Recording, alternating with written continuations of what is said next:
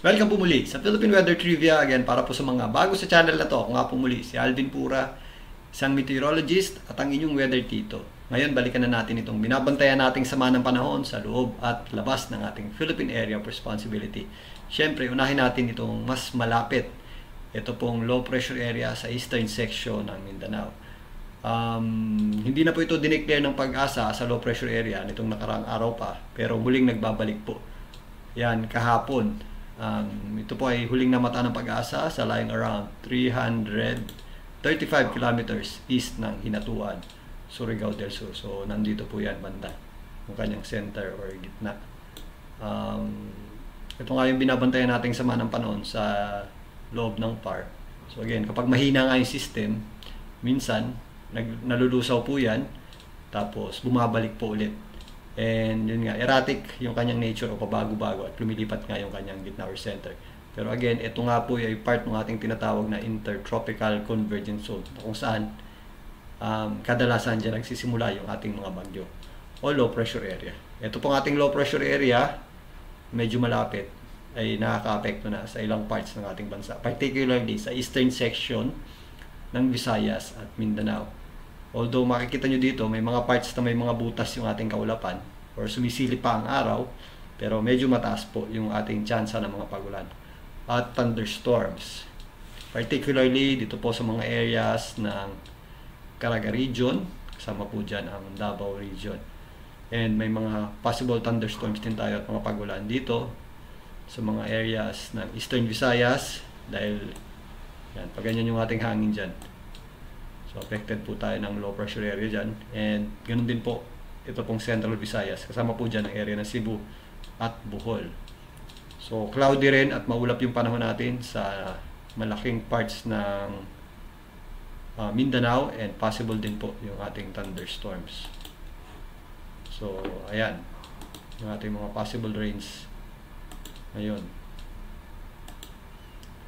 Bukas, habang kumikilos po yung ating low pressure area, pa westward, mas madadagdagan naman yung ating mga pagulan.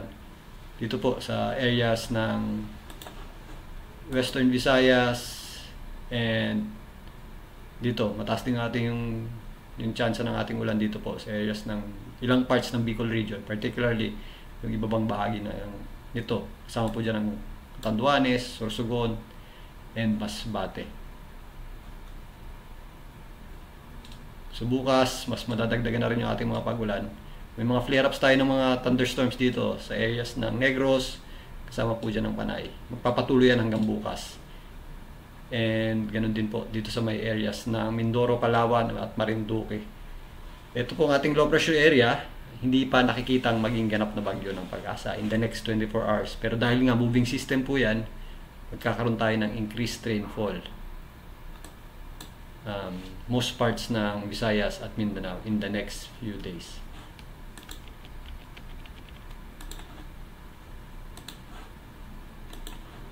So, ito po yung ating Saturday. So, bukas po ito, kasabay ng pagkilos ng ating low pressure area, ang ating concentration ng mga pagulan ay malilipat dito po sa areas ng Palawan. Yan, kasama po dyan ang Mindoro, kasama na rin po ang Marinduque, Romblon. Ito pong most parts ng Bicol region, lalong-lalo na eastern section ito. Cloudy rin po tayo sa areas ng Visayas at possible din po yung scattered ng mga pagulan. Yung mga thunderstorms pa rin tayong inaasahan bukas dito po sa may area ng Caraga and kasama na po dyan ang Zamboanga Peninsula. Pero again ito po ay isang low pressure system lamang. So may chance talaga na sumisikat naman ang araw at medyo mainit ang panahon. Ang paghahanda natin yung biglang buhos ng mga pagulan dahil sa ating mga thunderstorms na dulot ng ating low pressure area at ng ating Intertropical Convergence Zone. So darating na Sunday, ayan, mas kikilos pa pakaliwa yung ating low pressure system. So mostly yung ating mga pagulan kikilos din yan pakaliwa. So ito pong areas ng Palawan, buong Mimaropa na po ang possible na makaranas ng scattered rains.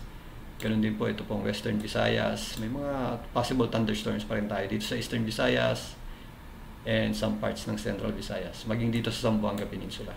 Kasama po dyan ang Bicol Region at Quezon. Yan. Effect po yan ng ating low pressure system. So, although hindi natin nakikitang maging bagyo, pag tama po niyan dito sa ating landmass or paglapit niyan or pagtawid niyan dito sa ating kalupaan, mas bababa pa yung chance niyan, mas lumakas or maging isang ganap na bagyo. So, naihinder po yung paglakas niyan.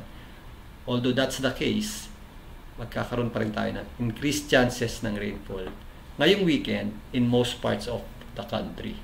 Except lang dito sa taas na bahagi. Yan, mainit pa rin tayo sa taas.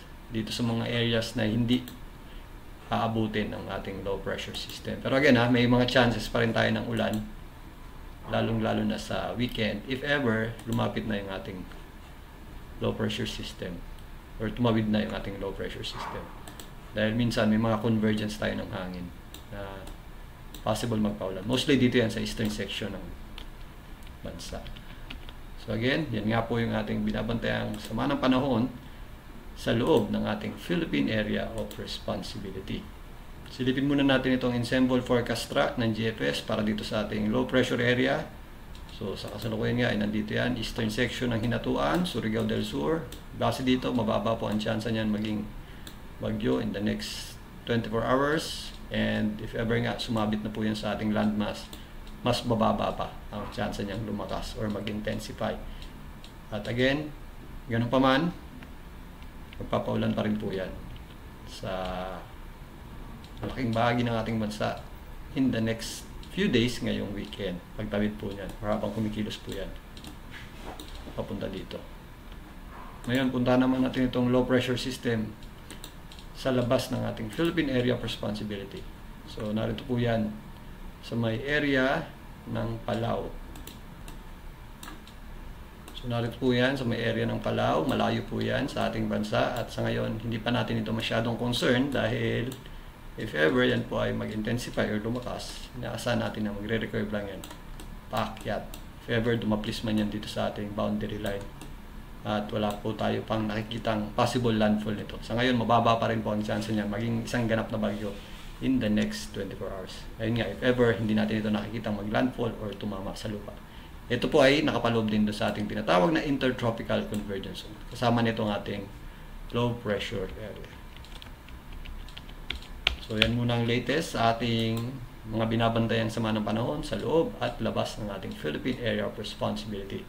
Again, mag-ingat po tayo sa mga possible effects ng mga nitong ating low pressure area at ng ating intertropical convergence zone gaya ng mga flash floods at landslides. Other than that, maghanda at mag-ingat din tayo sa matinding init at alinsangan ng panahon, particularly dun sa mga areas na hindi naman aabutin or hindi naman maapektuhan ng low pressure area. Yan po ay dito sa area ng mainland Luzon. At yan muna ang latest sa ating lagay ng panahon. Muli, ito po ang inyong Weather Tito, Alvin Pura, mula sa Philippine Weather Trivia.